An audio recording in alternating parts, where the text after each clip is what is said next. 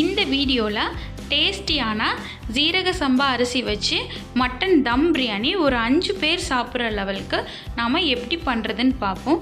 அதுக்கு ஃபஸ்ட்டு வந்துட்டு நம்ம பிரியாணி பவுடர் ரெடி பண்ணிடலாம். இதுதான் டேஸ்ட்டை என்ஹான்ஸ் பண்ணுறதே. இப்போது இதுக்கு 4 டீஸ்பூன் சோம்பு எடுத்துக்குவோம், 4 டீஸ்பூன் ஜீரகம் எடுத்துக்கலாம். அடுத்தது ஒரே ஒரு பிரிஞ்சி இலை சேர்த்துக்குவோம். இதோட 5 ஏலக்காய் சேர்த்துக்கலாம். அடுத்தது 10 முந்திரி பருப்பு எடுத்துக்குவோம். அடுத்தது 4 பட்டை துண்டு எடுத்துக்கலாம். அடுத்தது கல்பாசி கொஞ்சம், அன்னாசிப்பூ கொஞ்சம், அதுக்கப்புறமா கிராம்பு 5, நட்சத்திரக்காய் கொஞ்சம் எடுத்துக்கலாம். இப்போது இது எல்லாத்தையுமே நம்ம பொடி பண்ண போகிறோம். நல்லா பவுடர் பண்ணி எடுத்துக்குவோம் தண்ணி சேர்க்காம. இப்போது ஒரு ஜாரில் சின்ன வெங்காயம் 10 எடுத்துக்கோங்க. அதோட 4 பச்சை மிளகாய் சேர்த்து நம்ம அரைச்சி எடுத்துக்குவோம். கொரகொரப்பாக தண்ணி சேர்க்காமல் கொரகொரப்பாக அரைச்சிக்கோங்க. அடுத்தது இப்போது மட்டனை வேக வைக்க போகிறோம். நான் ஒரு 600 கிராம் நான் மட்டன் எடுத்திருக்கேன். இதை நம்ம அரிசி வாஷ் பண்ணுவோம் இல்லையா, கழனி தண்ணி இருக்கு இல்லையா, அந்த தண்ணி சேர்த்து கறி மூழ்கிற லெவலுக்கு சேர்த்துக்குவோம். உப்பு கொஞ்சமாக சேர்த்து 3 விசில் வச்சு எடுத்துக்கலாம். இப்போ நம்ம பிரியாணி செய்ய போகிறோம். இப்போ பிரியாணி செய்கிற பேனில் ஒரு 25 ml அளவுக்கு கடலை எண்ணெய் நம்ம சேர்த்துக்குவோம். அதோட 3 டேபிள் ஸ்பூன் நெய் சேர்த்துக்கலாம். சேர்த்து இது நல்லா ஹீட் ஆனதுக்கப்புறமா ஃபஸ்ட்டு வெங்காயம் பெரிய வெங்காயம் சேர்த்துக்குவோம். ஒரு 5 பெரிய வெங்காயம் நீட்டமாக கட் பண்ணி நான் இதில் சேர்த்துருக்கேன். அதோட நம்ம சின்ன வெங்காயம் பச்சை மிளகாய் சேர்த்து அரைச்சோம் இல்லையா, ஸோ அந்த பேஸ்ட்டை இதில் சேர்த்துக்குவோம். சேர்த்து நல்லா வதக்கி விட்டுக்கலாம்.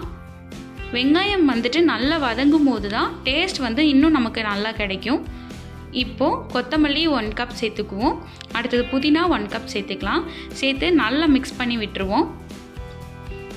இப்போது இந்த வெங்காயம் நல்லா ப்ரௌன் கலரில் சேஞ்ச் ஆகணும். இப்போ பாருங்கள், நல்லாவே வதங்கி ப்ரௌன் கலரில் சேஞ்ச் ஆகியாச்சு. இப்போ இதோட நம்ம பொடி பண்ணி வச்சுருக்க பவுடரை நம்ம சேர்த்துக்குவோம். சேர்த்து நல்லா மிக்ஸ் பண்ணி விட்டுறலாம்.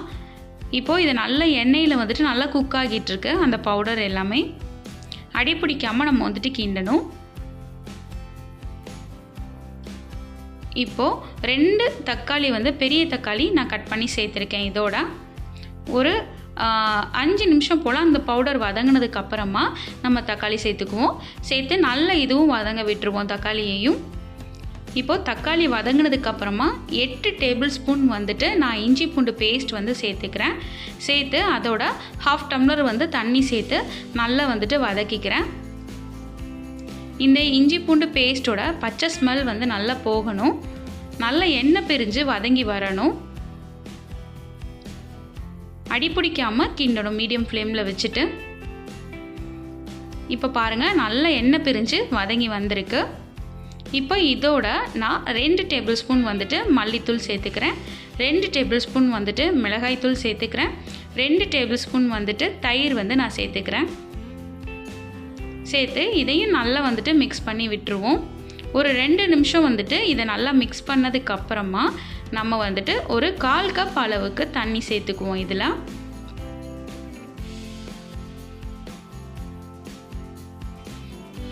இப்போ நல்லா மிக்ஸ் ஆகியாச்சு. இதில் தண்ணி சேர்த்துக்கலாம். சேர்த்து நம்ம இதையும் நல்லா மிக்ஸ் பண்ணி விட்டுருவோம். இது ஒரு 5 நிமிஷம் போல் நல்லாவே குக் பண்ணணும். இந்த மாதிரி எண்ணெய் பிரிஞ்சு வரும். அடிக்கடி கிண்டி விடணும் அடி பிடிக்காமல். இப்போது எண்ணெய் பிரிஞ்சு குக்காகி வந்ததுக்கப்புறமா நம்ம வேக வச்ச மட்டனை மட்டும் இதோட சேர்த்துக்கலாம். சேர்த்து நல்லா மிக்ஸ் பண்ணி விட்டுறலாம் அந்த மசாலாஸோட. ஸோ மட்டனும் ஒரு 2 நிமிஷம் அப்படியே இந்த மசாலாஸோட குக் ஆகட்டும். இப்போது நாம் தண்ணி ஆட் பண்ணணும். நான் இதில் 2 காப்படி அரிசி எடுத்திருக்கேன். இப்போ ஒரு காப்படிக்கு 2 காப்படி தண்ணி சேர்க்கணும். அப்போ நான் 2 காப்படி அரிசி எடுத்துருக்கிறதுனால நான் 4 காப்படி தண்ணி சேர்த்துக்கிறேன்.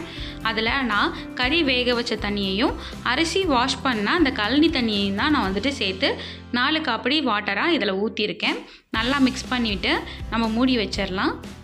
நம்ம அரிசி வாஷ் பண்ண தண்ணி செகண்ட் டைம் தேர்ட் டைம் நம்ம வாஷ் பண்ணுவோம் இல்லையா, அந்த தண்ணியை யூஸ் பண்ணிக்கலாம்.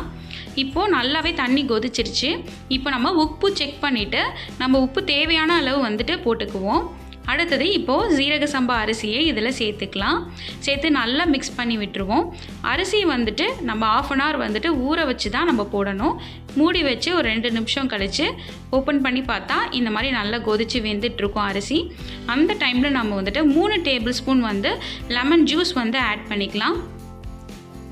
நெய் வந்துட்டு ஒரு 2 டேபிள் ஸ்பூன் வந்துட்டு ஸ்ப்ரெட் பண்ணிக்குவோம். இந்த தண்ணியில் உப்பு வந்துட்டு லைட்டாக கரிக்கிற மாதிரி இருக்கும். அப்போ தான் வந்துட்டு இந்த பிரியாணிக்கு வந்துட்டு உப்பு சரியாக இருக்கும். இப்போ நல்லா கொதிச்சு வேகுது. உப்பு வந்து ரொம்ப அதிகமாகவும் போட்டுறக்கூடாது. அந்த தண்ணியில் லைட்டாக வந்துட்டு கூட இருக்கிற மாதிரி பார்த்துக்கணும். இப்போது நல்லா வந்துட்டு மிக்ஸ் பண்ணி விட்டுறலாம்.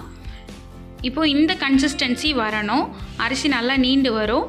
இந்த கன்சிஸ்டன்சி வந்ததுக்கப்புறமா அடுப்பை லோ ஃப்ளேமில் வச்சுட்டு நம்ம சாப்பாடை இந்த மாதிரி சமப்படுத்தி விட்டுறலாம். அவ்வளோதான், அடுப்பு ஆஃப் பண்ணிக்குவோம். இப்போ மேலே கொஞ்சமாக கொத்தமல்லி வந்து ஸ்ப்ரெட் பண்ணிக்கலாம். புதினா இருந்தாலும் நீங்கள் கொஞ்சமாக ஸ்ப்ரெட் பண்ணிக்கோங்க. அடுத்தது 2 டேபிள் ஸ்பூன் இல்லைனா 1 டேபிள் ஸ்பூன் வந்து நெய் ஸ்ப்ரெட் பண்ணிவிட்டு இதை அப்படியே மூடி வச்சுருவோம். மேலே வந்துட்டு தம்க்காக நான் குக்கரில் ஹாட் வாட்டர் வந்துட்டு வச்சு மேலே வெயிட் கொடுத்துருந்தேன். ஒரு 10 மினிட்ஸ்க்கு அப்புறமா இதை நம்ம எடுத்து பார்த்தோம் அப்படின்னா நமக்கு சீரக சம்பா அரிசியில் டேஸ்டியான மட்டன் பிரியாணி வந்து ரெடி ஆகியிருக்கும். அவ்வளோதான், இந்த மாதிரி ஒரு கிளறி விட்டுருவோம். கண்டிப்பாக எல்லோரும் இந்த மாதிரி என்னோடய ஸ்டைலில் உங்கள் வீட்டில் ட்ரை பண்ணி பாருங்கள். எல்லாருமே விரும்பி சாப்பிடுவாங்க. அப்படியே கடைகளில் சாப்பிட்ற மாதிரியே இருக்கும். இதோட நம்ம வெங்காய பச்சடி இல்லை மட்டன் கிரேவி இல்லை தால்ச்சா இல்லைனா சிக்கன் கிரேவி அப்படி இல்லைனா எக் இதெல்லாம் வச்சு சாப்பிட்டோன்னா நல்ல காம்பினேஷனாக வந்து இருக்கும். கண்டிப்பாக எல்லோரும் உங்கள் வீட்டில் இந்த மாதிரி ட்ரை பண்ணி பாருங்கள். தேங்க்யூ ஃபார் வாட்சிங். லைக் பண்ணுங்கள், ஷேர் பண்ணுங்கள். என்னோடய ரெசிபிஸ் உங்களுக்கு பிடிச்சிருந்ததுன்னா சப்ஸ்கிரைப் பண்ணுங்கள்.